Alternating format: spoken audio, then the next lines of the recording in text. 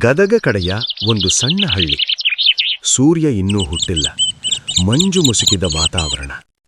ಸಂಗಪ್ಪ ತನ್ನ ಹರಿದ ಪಂಚೆ ಸರಿ ಮಾಡಿಕೊಳ್ಳುತ್ತಾ ಹಳೆಯ ಸೈಕಲ್ ಮೇಲೆ ಕುಳಿತು ಗೌಡರ ತೋಟಕ್ಕೆ ಹೊರಟುತ್ತಿದ್ದಾನೆ. ಹೆಂಡತಿ ಗಂಗವ್ವ ಬಿಸಿ ಬಿಸಿ ರೊಟ್ಟಿ ಮತ್ತು ಕೆಂಪು ಚಟ್ನಿ ಬುತ್ತಿ ಕಟ್ಟಿಕೊಡುತ್ತಿದ್ದಾಳೆ. ಸಂಗಪ್ಪ, ಗಂಗೆ, ಜಲ್ದಿ ಬುತ್ತಿ ಕೊಡು. ಇವತ್ತು ಗೌಡ್ರ ತೋಟದಾಗ ಬಾವಿ ತೋಡೋ ಕೆಲ್ಸ ಐತಿ. ಒಂದ್ ತಾಸ್ ತಡಾದ್ರೂ ಗೌಡ್ರು ಬೈತಾರ. ತಗೋರಿ ಬುತ್ತಿ. ಮಗ ಸಿದ್ದೋನ್ ಸ್ಯಾಲಿ ಫೀಸ್ ತುಂಬಕ್ಕೆ ಇವತ್ತು ರೊಕ್ಕ ಕೇಳ್ತೀನಿ ಅಂದಿದ್ರಲ್ಲ, ಮರಿಬೇಡ್ರಿ. ಗೊತ್ತೈತಿ, ಗಂಗಿ ನನ್ ಮಗ ದೊಡ್ಡ ಸಾಹೇಬಾಗ್ಬೇಕು. ಅದಕ್ ನಾ ಎಷ್ಟು ಬೇಕಾದ್ರೂ ಬೆವರು ಸುರಿಸ್ತೀನಿ. ಸಂಗಪ್ಪ, ಎಷ್ಟೊತ್ತಿಗೆ ಬರೋದು? ಜಲ್ದಿ ಬರಕ್ ಬರಲೇನು? ತಗೋ ಗುದ್ಲಿನ, ಜಲ್ದಿ ಜಲ್ದಿ ಕೆಲಸ ಚಾಲು ಮಾಡು ಎಂದ ಗೌಡ. ಸಂಗಪ್ಪ, ಆತು ಗೌಡ್ರೆ, ಮಾಡ್ತೇನಿ ಎಂದ ಸಂಗಪ್ಪ. ತೋಟದಲ್ಲಿ ಸಂಗಪ್ಪ ಬಿಸಿಲಿನಲ್ಲಿ ಗುದ್ದಲಿ ಹಿಡಿದು ಬಾವಿ ತೋಡುತ್ತಿದ್ದಾನೆ. ಮೈಯೆಲ್ಲಾ ಬೆವರು, ಕೈಯಲ್ಲಿ ಗುಳ್ಳೆಗಳು ಎದ್ದಿಗೆ. ಗೌಡರು ಕುರ್ಚಿಯ ಮೇಲೆ ಕುಳಿತು ದರ್ಪ ತೋರಿಸುತ್ತಿದ್ದಾರೆ. ಏ ಸಂಗಪ್ಪ, ಕೈ ಜಲ್ದಿ ಓಡ್ಸು. ಬರೀ ಮಾತಾಡಿದ್ರೆ ಹೊಟ್ಟೆ ತುಂಬಲ್ಲ, ಕೆಲ್ಸ ಮಾಡ್ಬೇಕು.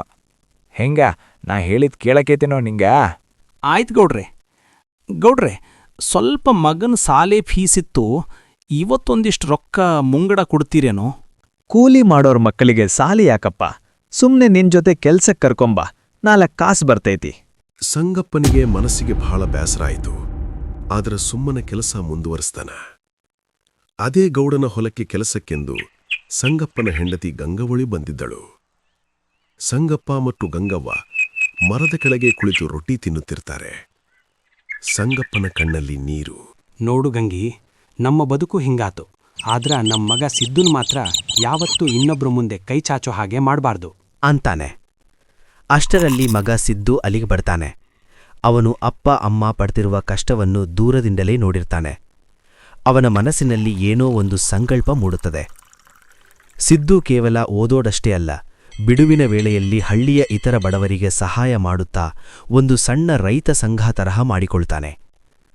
ಗೌಡರ ತೋಟದಲ್ಲಿ ಒಂದು ದೊಡ್ಡ ಸಮಸ್ಯೆ ಎದುರಾಗುತ್ತದೆ. ಬಾವಿಯಲ್ಲಿ ನೀರು ಬರುವುದಿಲ್ಲ. ಗೌಡರು ಹತಾಶರಾಗುತ್ತಾರೆ. ಆಗ ಸಿದ್ದು ಬಂದು ತಾನು ಓದಿದ ಜ್ಞಾನದಿಂದ ಎಲ್ಲಿ ಅಗೆದರೆ ನೀರು ಬರುತ್ತದೆ ಎಂದು ತೋರಿಸಿಕೊಡುತ್ತಾನೆ. ಸಿದ್ದು ತೋರಿಸಿದ ಜಾಗದಲ್ಲೇ ಬಾವಿ ಅಗಿಸುತ್ತಾರೆ ಗೌಡರು. ಆಗ ಬಾವಿಯಲ್ಲಿನ ನೀರು ಕಂಡು ಗೌಡರಿಗೆ ತುಂಬಾ ಖುಷಿಯಾಯಿತು. ಸಂಗಪ್ಪ ಮಗನ ಫೀಸ್ ಕಟ್ಟಲು ಮುಂಗಳವಾಗಿ ದುಡ್ಡು ಕೇಳಿದ. ಆದರೆ ಗೌಡರು ದುಡ್ಡು ಕೊಡದೆ ತಾವು ಸಂಗಪ್ಪನಿಗೆ ಆವತ್ತು ಹಾಗೆಲ್ಲಾ ಮಾತನಾಡಿದ್ದು ತಪ್ಪು ಎಂದು ತಪ್ಪಿನ ಅರಿವಾಯಿತು. ನಗತಿದ್ದ ಗೌಡರು ಆಮೇಲೆ ಆಶ್ಚರ್ಯಪಡುತ್ತಾರೆ. ಯಾರನ್ನೂ ಕೇವಲವಾಗಿ ನೋಡಬಾರದು, ಮಾತು ಹಿಡಿತದಲ್ಲಿರಬೇಕು.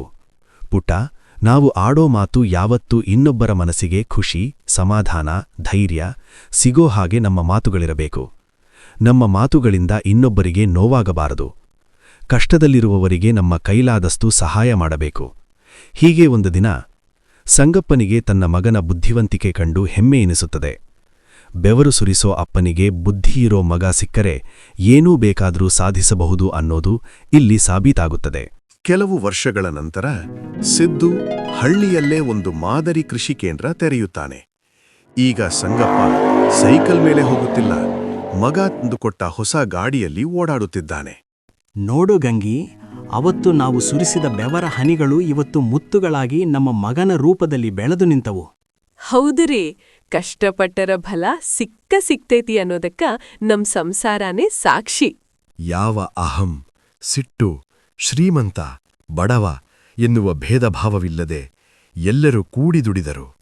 ಒಟ್ಟಿಗೆ ಕುಳಿತುಕೊಂಡು ಹೊಲದಲ್ಲಿ ಊಟ ಸವಿದರು.